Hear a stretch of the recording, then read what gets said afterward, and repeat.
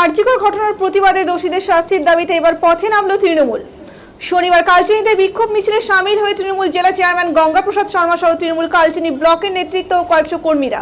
এদিন কালচিনি থানা মাঠ থেকে বিশাল মিছিল বের করা হয়, যা কালচিনি বিভিন্ন এলাকা পরিক্রমা করে কালচিনি চৌপতিতে এসে শেষ হয়।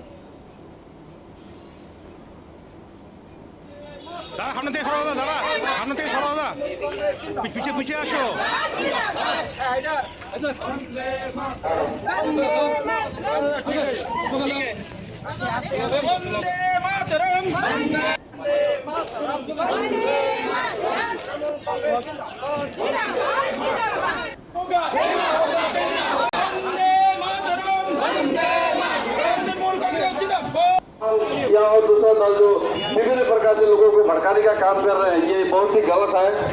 इस पर हम लोग प्रतिवाद जनाते हैं, साथ में प्रतिवाद जनाते हैं जो हमारे डॉक्टर मोमिता देवनाथ का